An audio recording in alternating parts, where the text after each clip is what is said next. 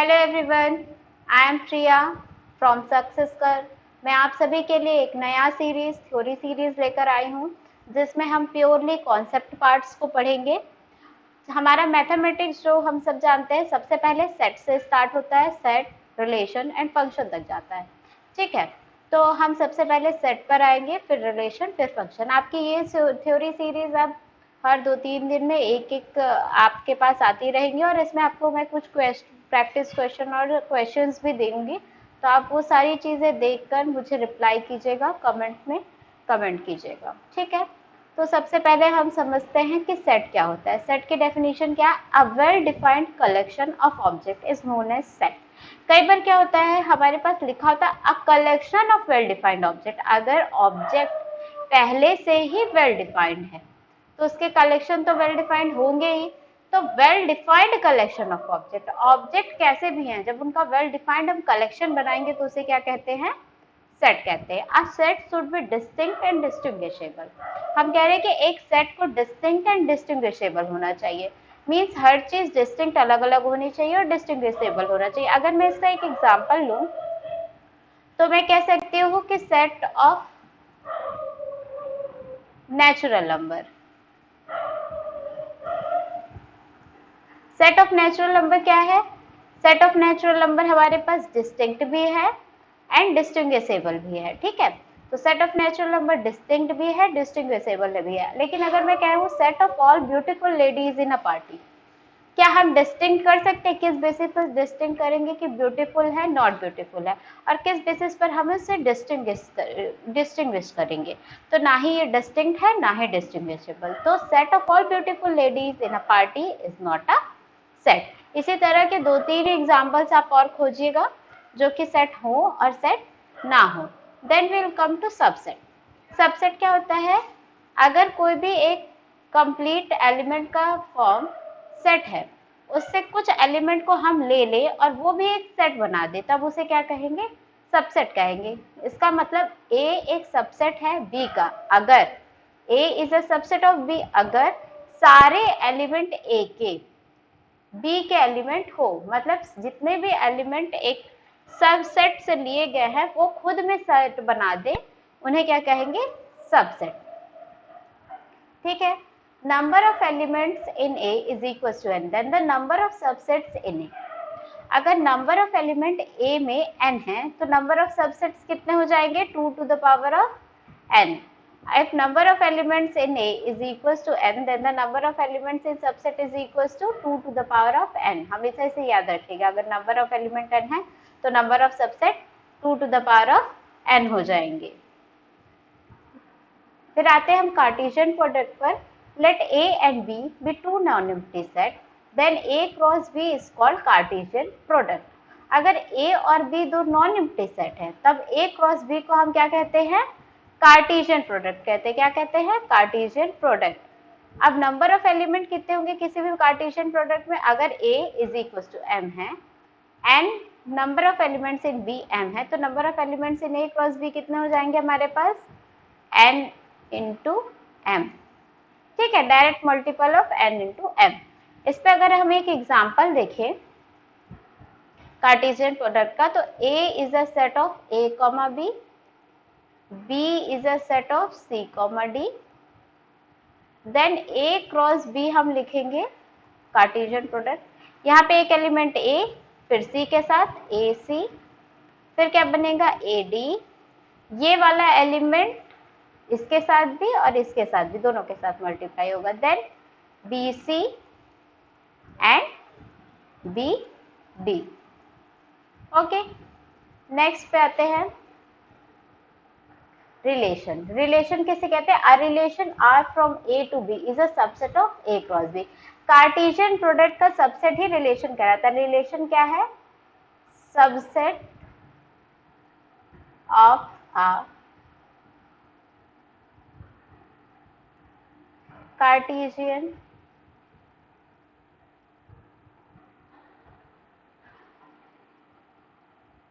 Product. किसी भी Cartesian product का सबसेट ही क्या कहलाता है? रिलेशन कहलाता है। R from A to B is a subset of A cross B। let NA is equals to M and NB is equals to M, then the number of relation from A to B is equals to 2 to the power of N dot M. क्यों? क्योंकि number of elements in A cross B कितने हो जाएंगे? N of A cross B, N into M, and number of subset का formula क्या है? 2 to the power N into M, तो वही हो गया. Number of relation from A to B is equals to 2 to the power of N into M. अब mapping क्या है? A relation from A to B is called a mapping. एक relation को mapping कहेंगे कब? Each element of A should be related to some element of B. अगर हर element A का B के कुछ एलिमेंट के साथ रिलेटेड हो तो उसे क्या कहेंगे? मैपिंग कहेंगे. More than one element of A can be related with single element of B. एक से ज्यादा एलिमेंट ए का रिलेटेड हो सकता है बी के सिंगल एलिमेंट से, मगर बी का सिंगल एलिमेंट रिलेटेड नहीं हो सकता ए के सिंगल एलिमेंट से.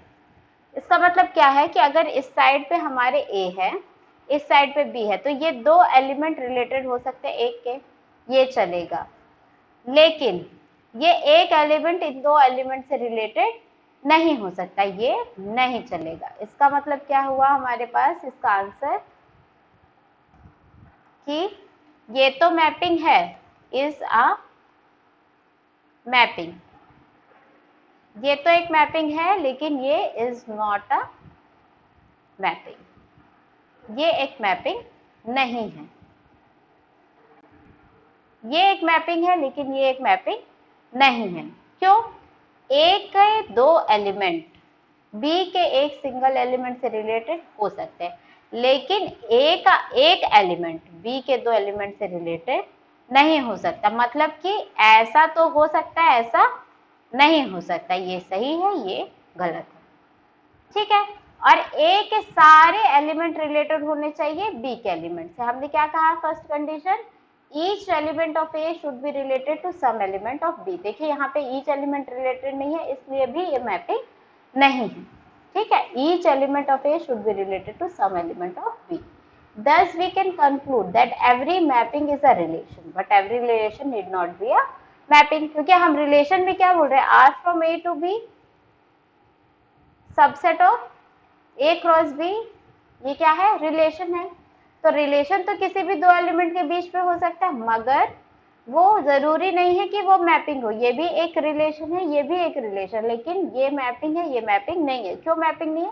क्योंकि वही चीज, ए के सारे एलिमेंट बी के एलिमेंट के साथ रिलेटेड होने चाहिए, ए का हर एलिमेंट बी से रिलेटेड होना चाहिए, और बी का कोई भी एलिमेंट ऐसा नहीं होना चाहिए, कोई भी बी के दो एलिमेंट ए के एक एलिमेंट से रिलेटेड नहीं होने चाहिए. या फिर हम उल्टा कहेंगे तो ए का एक एलिमेंट बी के दो एलिमेंट से रिलेटेड नहीं होने चाहिए.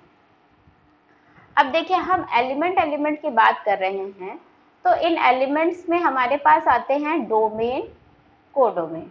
इसे हम कहते हैं कोडोमेन, इसे हम कहते हैं डोमेन, इसे हम कहते हैं डोमेन, इसे कहते हैं कोडोमेन. ठीक है. अब ये पूछेंगे कि कोडोमेन और रेंज में क्या अंतर है. तो कोडोमेन अगर कहा जाए इसका, तो इसके डोमेन में क्या क्या एलिमेंट हैं? 1 2 3. कोडोमेन में कौन कौन से एलिमेंट हैं? 5 4 6. लेकिन रेंज में क्या आ जाएगा? रेंज में हमारे पास आ जाएगा 5 और 4. ठीक है. कोडोमेन रेंज के इक्वल हो भी सकता है, नहीं भी हो सकता, लेकिन कोडोमेन और रेंज दो अलग चीजें हैं. जिन से मैपिंग हो रही है उसे कहते हैं रेंज, और जो छूट गया है वो कोडोमेन का पार्ट है. ठीक है. और दूसरी चीज, इसे कहते हैं हम एलिमेंट, और इसे कहेंगे इमेज, इसे कहेंगे इमेज. तो हम ये कहेंगे कि हर एलिमेंट के लिए हमें एक इमेज मिलनी चाहिए मैपिंग में, और कोई भी दो एलिमेंट, एक एलिमेंट की दो इमेज नहीं होनी चाहिए. जैसे यहाँ पे 1 की दो इमेज है, 5 भी है, 4 भी है, तो एक एलिमेंट की दो इमेज नहीं होनी चाहिए. There exist the unique image for each A element of A. तो हर एलिमेंट ऑफ ए के लिए वहां पे एक unique image of in B मिलना चाहिए। और दूसरी बात, each element has its image, हर एलिमेंट की इमेज होनी चाहिए। अब अगर हम फंक्शन की बात करें तो फंक्शन क्या होता है, if both the sets are real then the mapping is said to be a function. हमने कहा कि f is a mapping from a to b, लेकिन अगर ये भी रियल हो जाए और ये भी रियल हो जाए तो इस मैपिंग को क्या कह देंगे हम, फंक्शन कह देंगे। इस मैपिंग को हम क्या कहेंगे, फंक्शन कहेंगे। Identify which of the following is a function. अब हमें आइडेंटिफाई करना है कि इनमें से कौन सा फंक्शन है। देखिए 1 2 3 5 7 8 9 10 3 12 4 10, इसमें क्या देखना है कि इनमें से कौन सा हमारा फंक्शन है। 1 की इमेज 2 पर जा रही है, ठीक है। 3 की इमेज 5 पर जा रही है, ठीक है।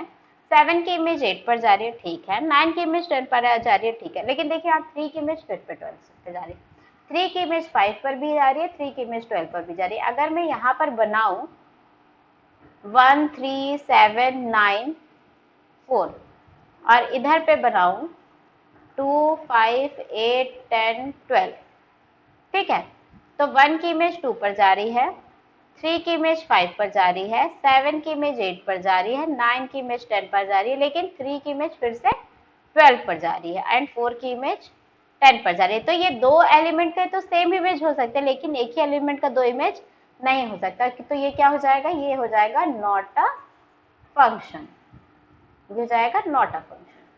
फिर सेकंड क्वेश्चन देखिए, 0 की इमेज 1 पर जा रही है, 1 की इमेज 0 पर जा रही है, 4 की इमेज 10 पर जा रही है, 1 की इमेज 1 पर जा रही है। तो 0 की 1 पर, 1 की 0 पर, 4 की 10 पर, 1 की 1 पर। तो 1 की 0 पर भी इमेज है और 1 की 1 पर भी इमेज है। देखिए अब फिर से 1 की दो इमेज है, 0 एंड 1, तो ये भी क्या हो जाएगा, नॉट अ फंक्शन। अब इस चीज को ध्यान से समझिए, 3 की इमेज +3 भी है और -3 भी है।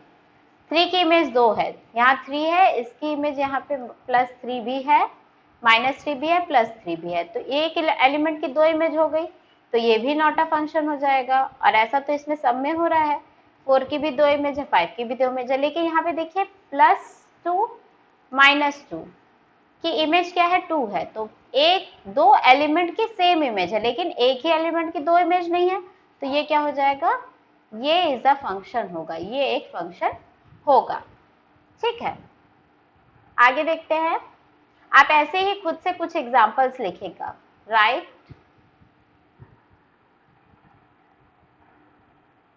सम मोर एग्जांपल।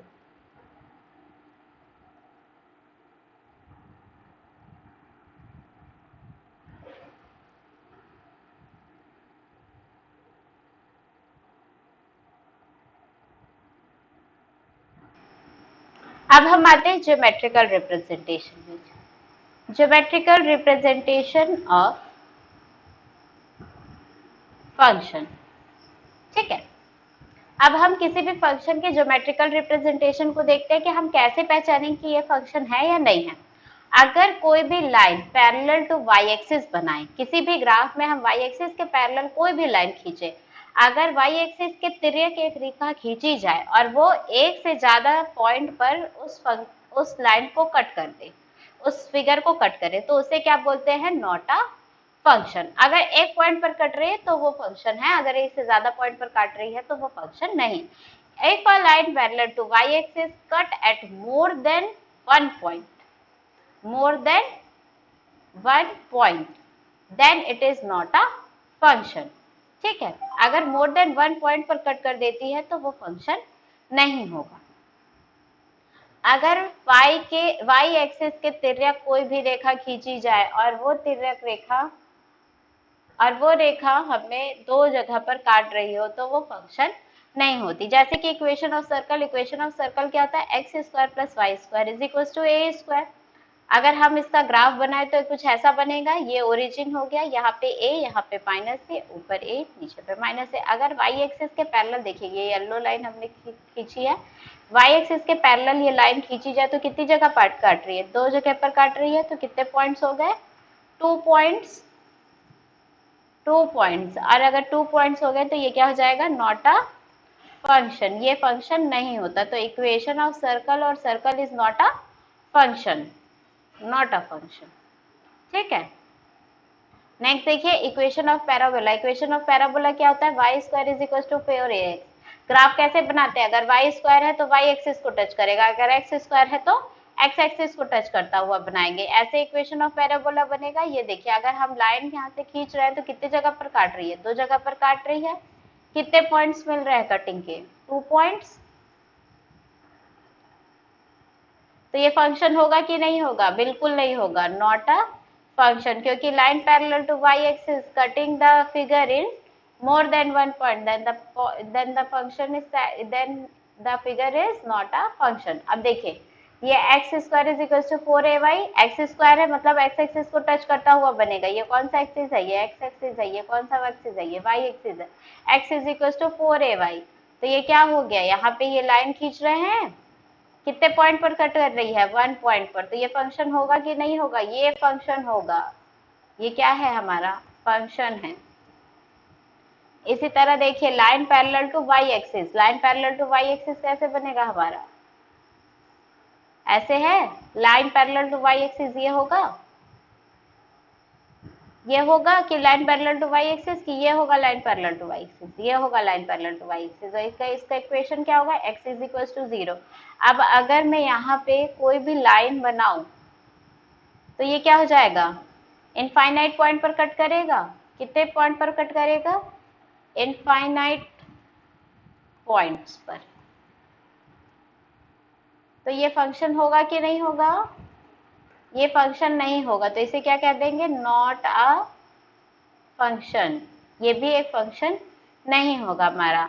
अब नंबर ऑफ फंक्शंस कैसे निकालते हैं, let f from x to y be a function such that n of x, number of element in x is equal to m, number of element in y is equal to n, then the number of function can be defined as, number of function हमारा हो जाएगा n power m, बाद वाला y वाला बाद वाले पर power पहले वाले का चढ़ा देने पर नंबर ऑफ फंक्शंस मिल जाते हैं हमें, ठीक है। अब ये देखिए एक क्वेश्चन दिया हुआ है, determine the number of function from 2 3 4 5 2 3 4 5 to 6 7 8 9। तो number of elements in x कितने हो गए, n of x, number of element in x कितने हो गए, 4 हो गए। Number of elements in y कितने हो गए, 5 हो गए। तो क्या हो जाएगा, 5 पावर 4 बाद वाले पर किसका पावर, पहले वाले का पावर, ठीक है, बाद वाले पर किसका पावर, पहले वाले का पावर। अब हमें आइडेंटिफाई करना है कि इनमें से कौन से फंक्शन है और कौन से फंक्शन नहीं है। r1 is equal to X comma 5 such that y is equal to under root 4 minus Y square, क्योंकि हमारा equation of circle X square plus Y square is equal to A square होता है। ऐसा देखें तो X square is equal to A square minus of Y square होगा, तो X is equal to under root A square minus Y square. का मतलब ये हाफ सर्कल है, इस इक्वेशन को क्या बोलेंगे, half circle equation, half circle. और अगर y स्क्वायर है इसका मतलब क्या है कि इसे y एक्सिस के अलोंग कट दिया गया है, यहाँ कट किया गया, y एक्सिस के अलोंग काट दिया गया है। तो ये हो जाएगा 2,0 और ये हो जाएगा -2,0। अब अगर हम y एक्सिस के पैरेलल कोई भी लाइन खींचे तो क्या हो जाएगा, 2 पॉइंट पर कट कर रहा है, एक यहाँ पे एक यहाँ पे, तो ये क्या हो जाएगा, नॉट अ फंक्शन, ये नॉट अ फंक्शन हो जाएगा। r2 is equals to x comma y such that x is equals to under root 1 minus y square, ठीक है। तो ये देखिए ये कितने जगह पर कट कर रहा है, अगर इसका वो बनाए तो फिर से y एक्सिस के अलोंग कट रहा है, तो ये है 1,0 और ये है -1,0। तो फिर ये कितने जगह पर कट कर रहा है, 2 पॉइंट्स पर कट कर रहा है, तो ये भी क्या हो जाएगा, नॉट अ फंक्शन। नेक्स्ट पर आते हैं, X square plus Y square is equal to 4, ये भी इक्वेशन ऑफ सर्कल है, ये क्या है, इक्वेशन ऑफ सर्कल। और इक्वेशन ऑफ सर्कल क्या होता है, नॉट अ फंक्शन होता है, तो ये भी क्या हो जाएगा, नॉट अ फंक्शन।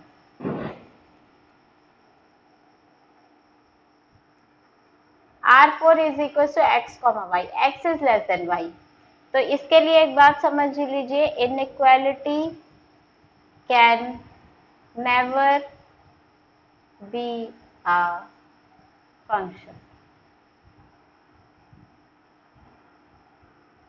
इनइक्वालिटी कभी भी एक फंक्शन नहीं हो सकती। इनइक्वालिटी हमेशा ही नॉट अ फंक्शन होता है। तो ये क्या हो जाएगा, नॉट अ फंक्शन। इनइक्वालिटी कभी भी फंक्शन नहीं होती है। इनइक्वालिटी हमेशा ही फंक्शन नहीं होगी। कभी भी आप इनइक्वालिटी को फंक्शन नहीं करेंगे। नेक्स्ट क्लास में हम पढ़ेंगे टाइप्स ऑफ फंक्शन।